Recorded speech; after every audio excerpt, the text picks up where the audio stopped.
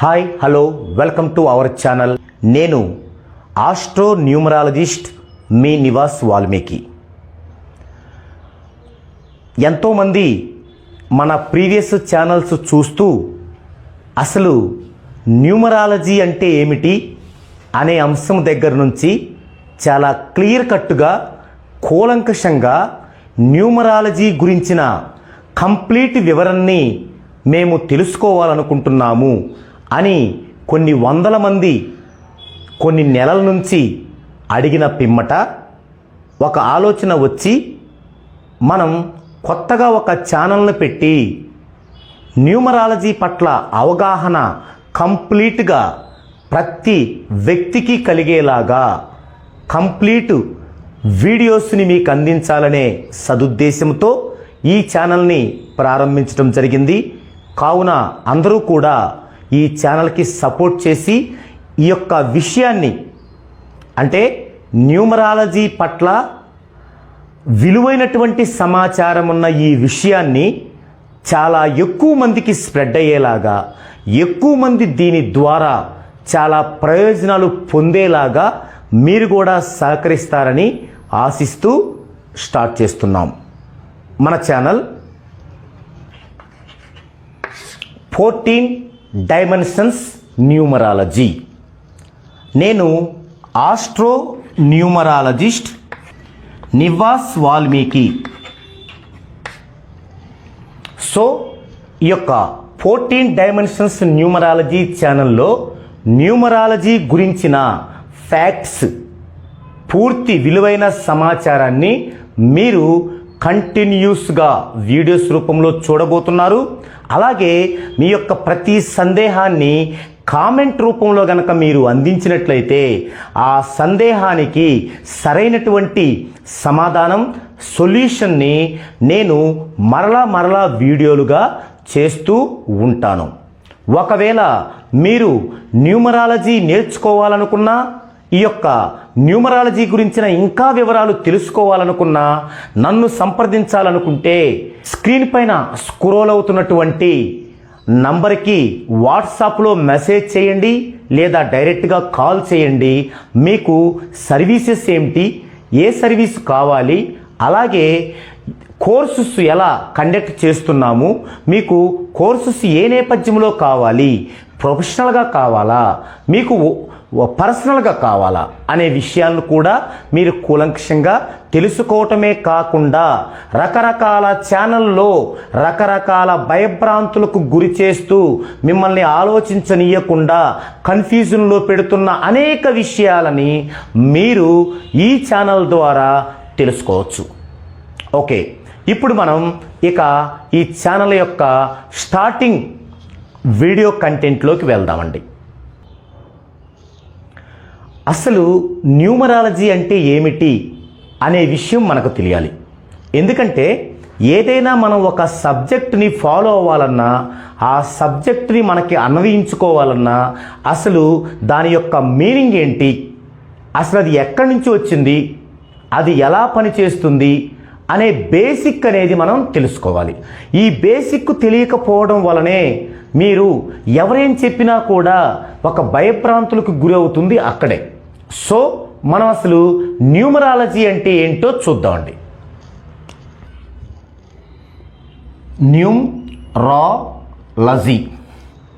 Numerology ఇందులో మనకి 3 పదాలు ఉంటాయి.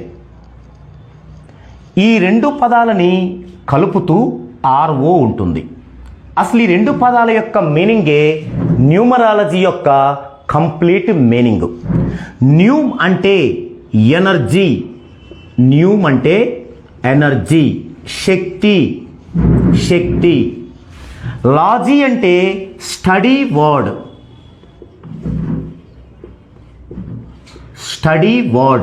అంటే చదివే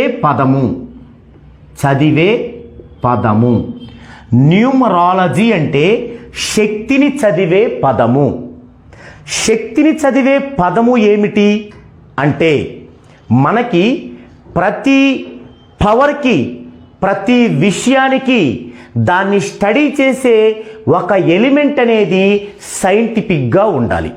ఇక్కడ శక్తి, ఈ శక్తితోనే మానవుల యొక్క మనుగడ, మానవుల యొక్క ప్రతి ప్రక్రియ కూడా పవర్తో లింక్ అయ్యింది, మిళితమయ్యింది.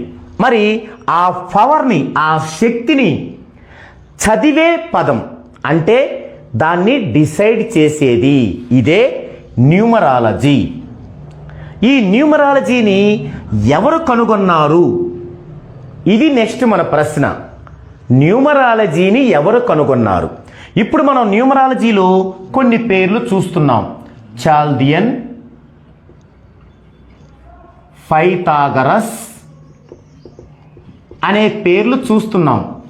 మరి అసలు ఈ న్యూమరాలజీ యొక్క సృష్టికర్త ఎవరు అంటే ఈ న్యూమరాలజీని ఆదిలో ప్రవేశపెట్టినటువంటి మహనీయులు కపిల మహర్షి. కపిల మహర్షి ఈయన మన ఇండియన్, మన భారతదేశ ఒక ఆణిముత్యం ఈ కపిల మహర్షి.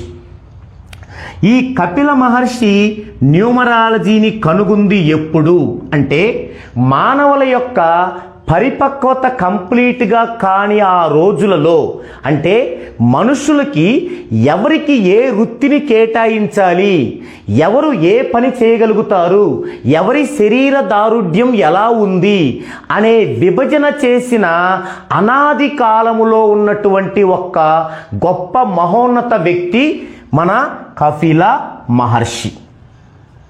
ఓకే, అయితే మరి కపిల మహర్షి పేరు ఎక్కడా రాదు.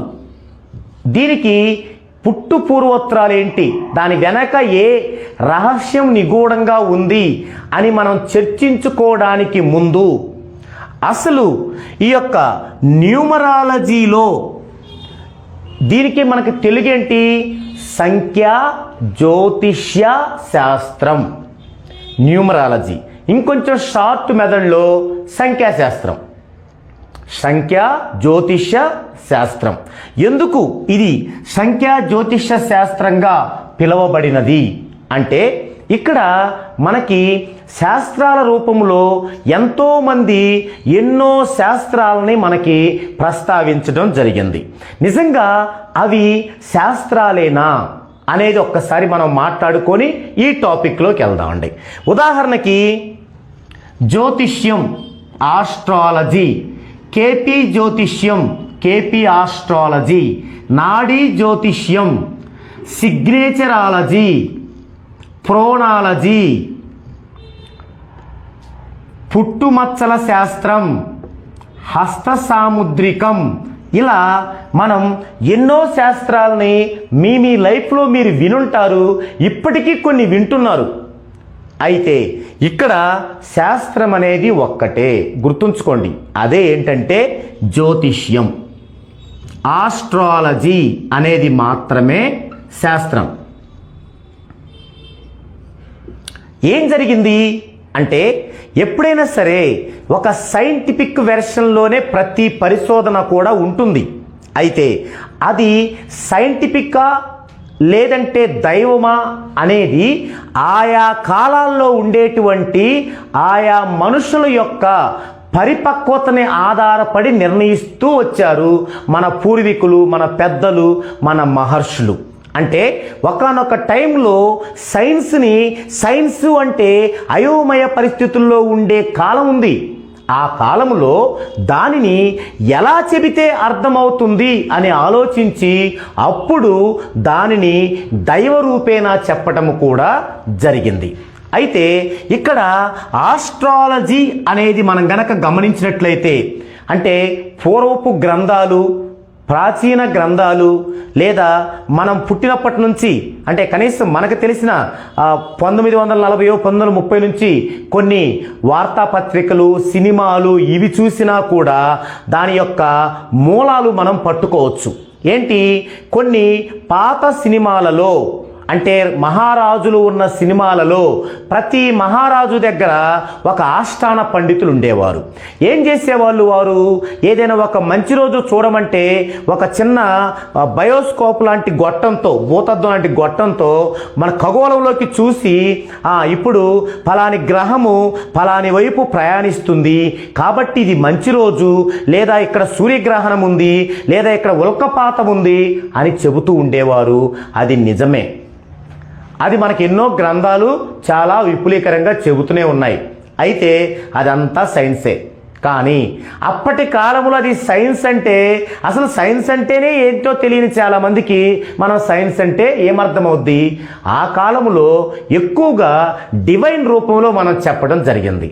దానికి ఉదాహరణలే మనకి సంక్రాంతి నెల వచ్చిందంటే మనం కల్లాపు చల్లుకొని గొబ్బెమ్మలు పెట్టుకోవడం, అంటే వైరస్ వచ్చే ఆ కాలంలో వైరస్ ఇంట్లోకి ప్రవేశించకుండా ఉండటానికి.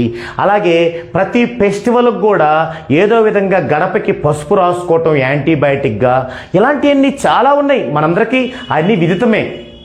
అయితే ఆ టైంలో ఈ ఆస్ట్రాలజీని డెవలప్ చేయటంలో కొంత నష్టం జరిగిందనే చెప్పాలి. ఎందుకు జరిగిందంటే మనకి మానవ పరిణామ క్రమం జరిగే కొలది ఎంతోమంది రాజులు దండెత్తి రావడం, మన దేశాన్ని దండెత్తి వాళ్ళు వశం చేసుకున్నప్పుడు మన దేశ సంపదని కొంత వాళ్ళు కొల్లగొట్టడం, ఆ సంపదలో భాగమే మన గ్రంథాలు. ఆ గ్రంథాలను కూడా వారు మనకెక్కడ పేరు వస్తుందో భారతీయులకని ఆ గ్రంథాలని కొన్ని మాయం చేయటం, కొంతమంది ఆయా రాజులు వారి యొక్క మూర్ఖత్వపు ఆలోచనలతో వారి యొక్క పక్షిప్తాలని అందులో జాయిన్ చేయటం. పక్షిప్తాలు అంటే లేనివి ఉన్నట్టుగా. ఉదాహరణకి నేను ఒక రాజుని భారతదేశంపై దండెత్తాను. భారతదేశంలో ఏముందంటే ఎవరో పూర్వీకులు పలాంది కనుగొన్నారని ఉంది. నేనేం చేస్తాను? ఎవరో పూర్వీకులు కనుక్కుంటే ఎట్లా? నా పూర్వీకులు కనుక్కోవాలి. అప్పుడు అక్కడ ఈ రాజు పూర్వీకులే కనుగొన్నారని రాస్తాను. ఒక 100 సంవత్సరాలు గడిచాక అదే ఉంటుంది కదా. ఆ విధంగానే మన ఆస్ట్రాలజీ యొక్క రూపురేఖల్ని తూట్లు పొడుస్తూ వచ్చారు. అలా వచ్చినప్పుడు ఏమవుతుందంటే దాని యొక్క క్వాంటిటీ తగ్గిపోయి కొన్ని లోపాలు బయటపడ్డాయి. వాస్తవంగా ఆస్ట్రాలజీలో లోపము లేదు, కానీ మధ్యలో వచ్చినటువంటి ఆ పక్షిప్తాలు వారి మూర్ఖపు ఆలోచనల ద్వారా కలిసిన లేని ఉన్నట్లుగా చూపించిన పదాలు తర్వాత తరాల్లో మనకొచ్చేసరికి అసలు విషయం కొంత మిస్ అయ్యి కొంత అందులో లోపాలు కనిపించాయి. అందులో ఒక ఉదాహరణ ఏంటంటే, ఇదివరకు ఆస్ట్రాలజీ ప్రకారం మనం ఒక పురోహితుని దగ్గరికి వెళ్ళి నాకు వివాహం ఎప్పుడవుతుంది అనగానే రాశి చక్రం వేసి దానిలో సప్తమ భావాన్ని అంటే వివాహ భావాన్ని చూసి ఆ భావము యొక్క అధిపతి ఎవరో చూసుకొని ఆ అధిపతి శుభగ్రహమా పాపగ్రహమా, లేదంటే ఆ అధిపతిని వివాహ కారకుడైన శుక్రుడు ఏ దృష్టితో చూస్తున్నాడు అనేది కనిపెట్టి ఏ మహాదశ, ఏ అంతర్దశ, ఏ భుక్తిలో వారికి వివాహం జరుగుతుందో చెప్పడం పరిపాటి. చాలా కాలం అది 100% జరిగి తీరింది కూడా. అయితే ఎప్పుడైతే ఈ పక్షిప్తాలు కలిసి మన ఆస్ట్రాలజీ సంపదని దోచుకోవటం జరిగిందో అప్పుడు కొన్ని లోపాల్లో ఇది ఒక లోపంగా కనిపించింది. అంటే ఫలాని దశలో, ఫలాని భుక్తిలో, ఫలాని అంతర్దశలో మీకు వివాహం జరుగుతుందంటే ఖచ్చితంగా అక్కడే కాకుండా కొంచెం అటు లేదా కొంచెం ఇటు, అంటే పాయింట్ ఆఫ్ రేంజ్ కాకుండా పీరియడ్ ఆఫ్ రేంజ్లో జరగటం అనేది వచ్చింది. ఇలాంటివి ఎన్నో లోపాలు కనిపెట్టిన మీదట మన తరం, మనకంటే ముందు వారేం చేశారు? మన ఆలోచనలాగే వారు ఆలోచించి, లేదు ఇక్కడ ఏవైతే లోపాలు ఉన్నాయో వాటిని సరిదిద్దుదాము, వాటి మీద మనం కృషి చేద్దాము అని వారి తెలివితేటల్ని, వారి జీవితాలని పణంగా పెట్టి ఆ యొక్క లోపాలని సరిచేయటం జరిగింది. అలా సరిచేసిన ఒక గొప్ప వ్యక్తి, అంటే ఎంతోమంది గొప్ప వ్యక్తులు సరిచేశారు, వారిలో మనకి ఆరాధ్యులు, బాగా మనకి పరిచయస్తులు అయినటువంటి కృష్ణమూర్తి గారు ఒకరు. ఈయన ఒక సంచలనమనే చెప్పాలి. ఆస్ట్రాలజీలో మన పూర్వ సంపదని మనం కోల్పోయిన తరువాత మరలా దాని మీద ఆయన జీవితంలో చాలా ముఖ్యమైన 40 సంవత్సరాలని వెచ్చించి ఆయన ఎంతో కృషి చేసి దీనికి ఆ లోపాలని సరిచేసే ప్రయత్నం చేయగా అప్పుడు ఇక్కడ ఏవైతే లోపాలు ఉన్నాయో అవన్నీ సరి అయ్యి ఒక కొత్త రూపం దాల్చింది ఆస్ట్రాలజీ. మరి మామూలుగా ఉన్న ఆస్ట్రాలజీకి మరి ఈయన కృషిని కూడా మనం యాడ్ చేయాలి కదా. మరి అలాంటప్పుడే ఆ యొక్క కొత్త రూపం దాల్చిన ఆ ఎక్స్టెన్షన్ ఆస్ట్రాలజీకి కేపీ ఆస్ట్రాలజీ అని పేరు పెట్టడం జరిగింది. ఇక్కడ కేపీ అంటే కృష్ణమూర్తి పద్ధతి, కే అంటే కృష్ణమూర్తి గారు, పి అంటే పద్ధతి, కృష్ణమూర్తి పద్ధతి ఆస్ట్రాలజీ.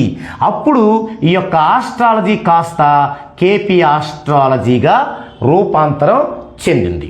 మరి ఇప్పుడు ఆస్ట్రాలజీ ఉంది, మరి ఎవరెవరో వచ్చి ఆస్ట్రాలజీని డిస్టర్బ్ చేస్తే దాన్ని బాగా రెక్టిఫై చేసిన మన ప్రముఖుల ద్వారా, మన మహనీయుల ద్వారా వచ్చిన కేపీ ఆస్ట్రాలజీ ఉంది. మరి ఇంకేం కావాలి మనకి అనుకున్న నేపథ్యములో సమస్య మరలా మొదటకొచ్చింది. అదేమిటి అంటే కాలం గడిసే కొలది ఈ కలియుగములో ఏవైతే మన మహర్షులు ప్రవేశపెట్టారో వాటికి విఘాతం కలుగుతూ వచ్చింది. ఆ విఘాతమే పౌరోహిత్యం. పౌరోహిత్యం ఎందుకు పౌరోహిత్యం విఘాతం కలిగింది, దాని వలన ఈ ఆస్ట్రాలజీ కేపీ ఆస్ట్రాలజీ పరిపూర్ణత ఎందుకు మిస్ అయింది అనే అంశం మనం చెప్పుకోవాలి. ఇప్పుడు మనం ఇక్కడికి వద్దామండి. కపిల మహర్షి గారు న్యూమరాలజీని కనిపెట్టినప్పుడు మరి ఎందుకు ఇప్పటికీ కపిల మహర్షి గారి పేరు వినిపించడం లేదు అనే అంశం ఈ అంశానికి సిమిలారిటీగా ఉంటుంది. ఇప్పుడు మరలా ఇక్కడి నుంచి పౌరోహిత్యం దగ్గరకు వద్దామండి, అక్కడ కంటిన్యూ చేద్దామండి. అయితే మనకి మానవ అభివృద్ధి, మానవ పరిమాణం అభివృద్ధి క్రమంలో భాగంగా వేటాడుతూ కేవలం ఆహార సంపాదన మాత్రమే ధ్యేయంగా ఉన్న మనుషులలో క్రమక్రమంగా రకరకాల పనిముట్లు తయారు చేసుకోవటం, ఆ పనిముట్లుని ఆహార సంపాదన కోసమే కాకుండా పంటలు పండించడానికి, జంతువులని కట్టడి చేసుకొని వాటిని మచ్చగ చేసుకోవడానికి, ఇలా ఎన్నో పరిణామాలు జరుగుతున్న క్రమములో ఒక 100 సంవత్సరాలు ముందుగా భవిష్యత్తు గురించి ఆలోచించిన మన మహర్షులు ఇలా అయితే ఇలా మానవులు పెరిగే కొద్దీ ఒక విభజన లేకపోతే రేపు కొన్ని చిక్కులు కొని తెచ్చుకోవాల్సి వస్తుంది. ఉదాహరణకి ఇప్పుడు నేను న్యూమరాలజీ చెప్తున్నాను, ఇంకొకరు బంగారపు పని చేస్తున్నారు. ఇప్పుడు ఆయన వచ్చి న్యూమరాలజీ చెప్తే నేను వెళ్ళి బంగారపు పని చేస్తే ప్రమాదం ఉంటుంది. ఎందుకంటే నాకు అది తెలియదు, ఆయనకి తెలియదు. అందుకని ఎవరెవరు ఏం చేస్తే మన సమాజానికి మేలు జరుగుతుంది అని మన ఋషులు ఆలోచించి వృత్తుల్ని కేటాయించారు మనుషులకి. వృత్తులు అంటే ఒక్కొక్కరి శరీర దారుఢ్యం బలంగా ఉందనుకోండి, ఇతను ఇలా ఉండే వాళ్ళందరూ బరువులు మోయగలుగుతారు అని వారికి ఒక పేరు. ఒకవేళ మంచి టెక్నాలజీ నైపుణ్యం ఉందనుకోండి, వీరందరూ ఈ పాత్రలు చేయగలుగుతారు, వీరికి ఒక వృత్తి.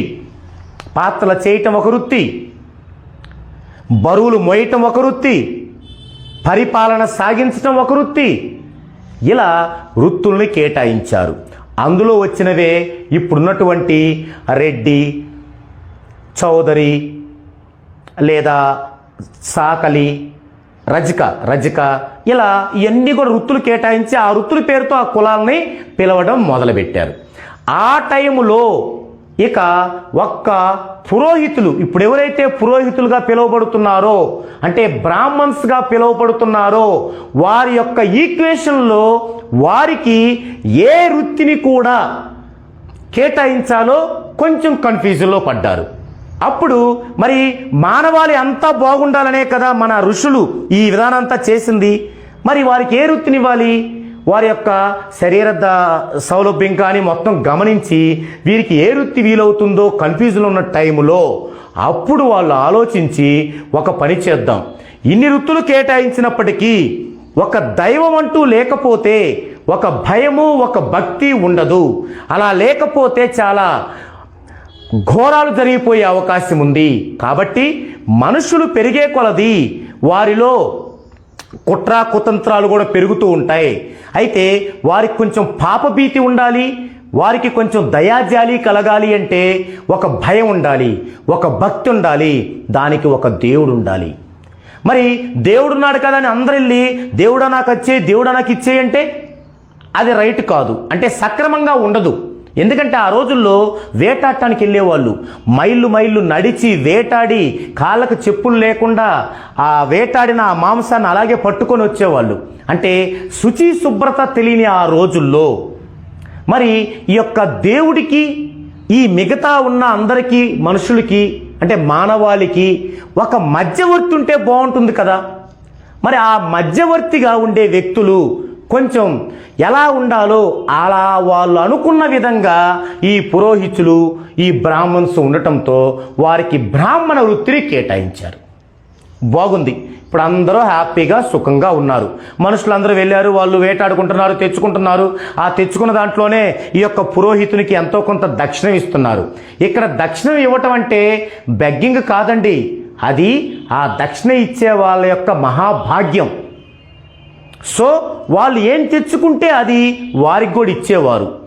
అయితే ఈ యొక్క మాంసాలు అవి తెచ్చుకున్నప్పుడు వారి యొక్క అంటే అప్పుడు ఋషులు గుర్తించినటువంటి వారి యొక్క శరీర సౌలభ్యం అందుకు విరుద్ధము. పైగా ఒక దేవునికి సందేశాన్ని ఇవ్వడానికి కొన్ని ఇబ్బందికర పరిస్థితులకు దూరంగా ఉంచుతూ, అవి కాకుండా వారు ఏదైనా కట్టెలు కొట్టుకుని తెచ్చారనుకోండి, అందులో కొన్ని కట్టెలు వీరికి దక్షిణగా ఇచ్చేవారు. ఏదన్నా ఆ తర్వాత ఆ యొక్క జంతువుల్ని మచ్చక చేసుకునే వాటిల్లో కానీ పంటలు పండించే వాటిల్లో కానీ వారు ఏదైతే తింటున్నారో ఆ పంటలు వారికి కొంత ఇచ్చేవారు. అలా వారు కూడా రావడం జరిగింది. అలా అందరి వృత్తులతో పాటు పౌరోహిత్యుల వృత్తులు కూడా కేటాయించే ఆ కాలములో వచ్చారు మన మహనీయులు కపిల మహర్షి గారు. ఏమన్నారు వచ్చి, ఆస్ట్రాలజీ కేపీ ఆస్ట్రాలజీలు కాదు, అంటే అప్పటికి కేపీ ఆస్ట్రాలజీ లేదు, ఆస్ట్రాలజీ కంటే కూడా ఇంకా డెప్త్గా వెళ్ళేటువంటి ఒక శాస్త్రాన్ని నేను కనుగొన్నాను. అది మ్యాథమెటికల్గా ఉంటుంది, 1 నుంచి 9 అంకెల లోపు ఉంటుంది అని అప్పుడు మన మహర్షులకి తెలియజేయడంతో వారందరూ కూడా కొంచెం కంగారు పడ్డారు. ఎందుకు? ఇప్పుడు ఎవరినైతే పురోహితులుగా పెట్టారో వారి పనేంటి? వారికి దేవుడికి మనుషులకి మధ్య సంధానకర్తలుగా ఉండాలి. మరి ఎప్పుడైతే న్యూమరాలజీ వచ్చిందో మరి అన్ని సంఖ్యలతో వెళ్ళిపోతూ ఉంటే దైవాన్ని అంత భక్తిగా చూడగలరా? అలాగే ఆ దైవానికి వీరికి లింక్ అనేది లేకపోతే పురోహిత్యం చేసే ఈ బ్రాహ్మణ్స్కి వృత్తి ఎలా వస్తుంది? ఇలాంటి టైంలో భవిష్యత్తు అవసరాల దృష్ట్యా ఈ యొక్క కపిల మహర్షి గారిని కొంచెం హోల్డ్లో ఉంచడం జరిగింది. ఈ విషయ పరిజ్ఞానం మొత్తం నేను చదివిన గ్రంథాల ద్వారా అనేక గ్రంథాలలో అనేక విషయాలని నేర్చుకునే క్రమములో నా యొక్క ఆలోచన విధానాన్ని బట్టి వాటిని నేను పోల్చుకొని నిర్ణయించుకొని ధృవీకరించుకోవడం జరిగింది. ఓకే, ఇలాంటి టైంలో అలా మభ్యపెట్టినటువంటి కపిల మహర్షి గారిని కొంతమంది కలవడం జరిగింది. ఆ కాలంలో ఎవరి దగ్గరైనా సరే ఒక సబ్జెక్టు విద్య ఉంటే కొన్ని 100 మైళ్ళ దూరం నుంచి నడుచుకుంటూ వచ్చి ఆ విద్యను నేర్చుకొని వెళ్ళి వారి ప్రాంతాలలో ఆ విద్యను వ్యాప్తి చెందించేవారు. అది అప్పటి ఆనవాయితీ అలవాటు. అలా వచ్చిన ఎంతో మందిలో కొందరే ఈ యొక్క చాల్దియన్ పైథాగరస్, వీరితో పాటు హాన్స్ డికాస్,